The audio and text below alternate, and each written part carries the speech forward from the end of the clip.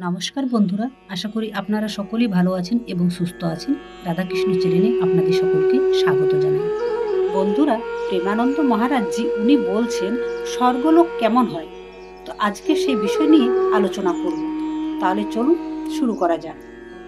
মহারাজজি বলছেন স্বর্গলোক হচ্ছে এমন একটি জায়গা যাকে আমরা বলি মহাসুখের আস্তানা, আর এটা আমাদের পৃথিবী থেকে অনেক উপরে অবস্থিত।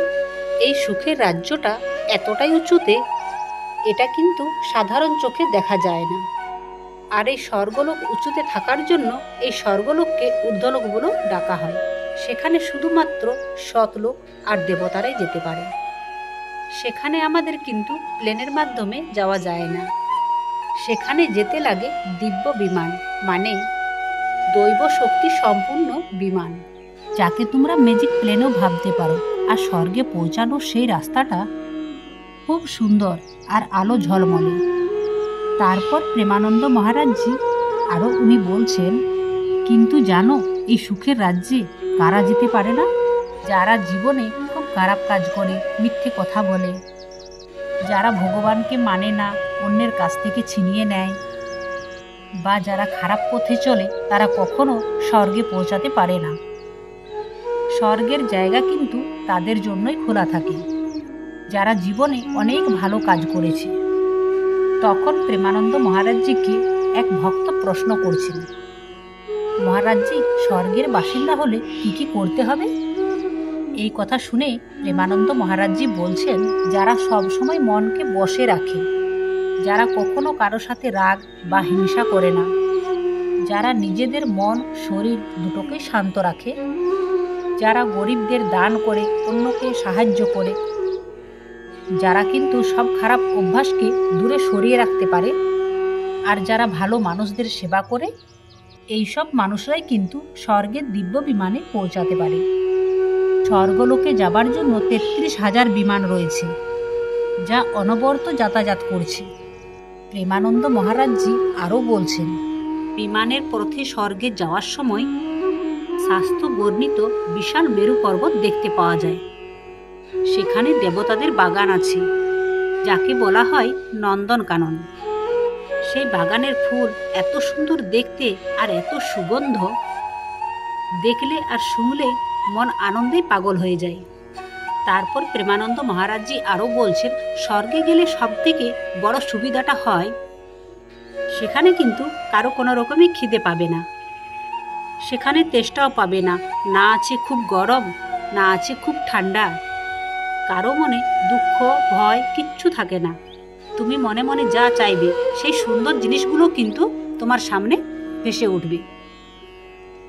আর সেখানে আসল কথা হচ্ছে কি, সেখানে কারো কিন্তু মলমূত্র হয় না, সেখানে ময়লা আবর্জনা নোংরা কিচ্ছু দেখতে পাবে না।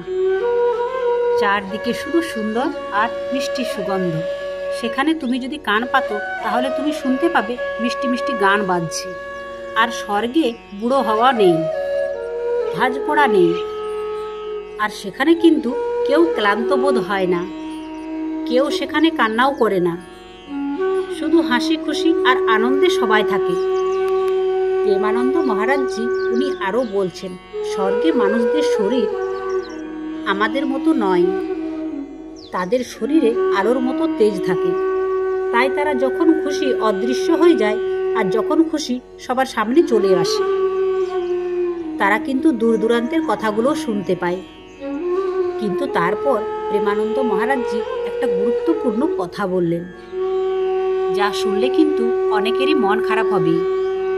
মহারাজজি স্বর্গকে তুলনা করছেন একটা দারুণ 5 স্টার হোটেলের সঙ্গে। যেমন কোনো ভালো হোটেলে গেলে যতক্ষণ তোমার টাকা পয়সা আছে, ততক্ষণ কিন্তু তোমার তারা আদর যত্ন করবে, এবং যখনই তোমার টাকা শেষ হয়ে যাবে তখন তোমাকে ওখান থেকে বের করে দেওয়া হবে। তাই প্রেমানন্দ মহারাজজি বলছেন, তুমি জীবনে যত পুণ্য করেছো সেইটুকুই তোমার স্বর্গলোকের থাকার ভাড়া। আর যখন তোমার সব পুণ্য শেষ হয়ে যাবে তখন কিন্তু তোমার স্বর্গে থাকার সময়ও শেষ হয়ে যাবে। তখন যারা তোমাকে এত ভালোবাসছিল, সুন্দর বিমান দিচ্ছিল, সেগুলো কিন্তু এক মুহূর্তেই কেড়ে নেওয়া হবে। তখন সেই সুখের রাজ্য থেকে তোমাকে বের করে দেওয়া হবে। প্রেমানন্দ মহারাজজি বলছেন এটাই হলো সবথেকে স্বর্গের বড় দুঃখ।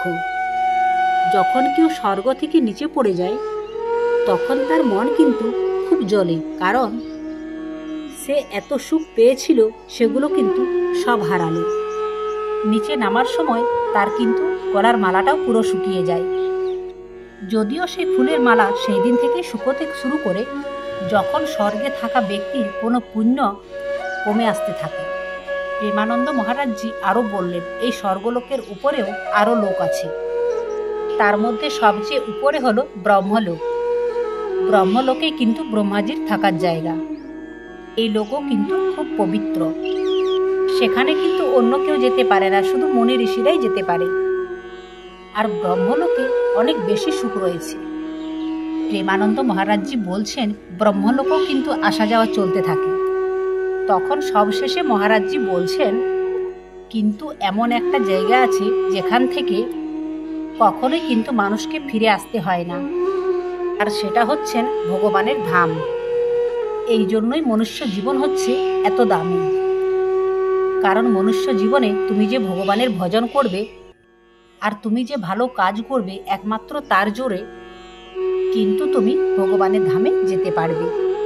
সেই জন্যই কিন্তু দেবতারাও মনুষ্য রূপে জন্ম নিতে চায় এবং ভগবানের ভজনও করতে চায়, যাতে তারা স্বর্গলোকের ওপরে উঠে ভগবানের ধামে পৌঁছাতে পারে। কারণ সেই ধামে একবার যদি যাওয়া যায় তাহলে আর এই জগতে ফিরে আসা যায় না। সেই সুখটাই হচ্ছে বড় আর চিরস্থায়ী সুখ। তাই আমাদের এই সুন্দর জীবনটাকে শুধু ভোগে না লাগিয়ে ভগবানের সেবায় লাগান। ভগবানের নাম জপ করুন, ভালো কর্ম করুন, যাতে আমরা জন্মমুক্তির চক্র পেয়ে ভগবানের ধামে যেতে পারি। তো বন্ধুরা, এই ছিল আজকের ভিডিওটি যদি আপনাদের ভালো লেগে থাকে তাহলে লাইক, কমেন্ট আর শেয়ার করতে ভুলবেন না। আর আমার চ্যানেলে যারা নতুন হচ্ছেন তারা চ্যানেলটিকে অবশ্যই সাবস্ক্রাইব করে দেবেন। জয় শ্রীকৃষ্ণ, রাধে রাধে।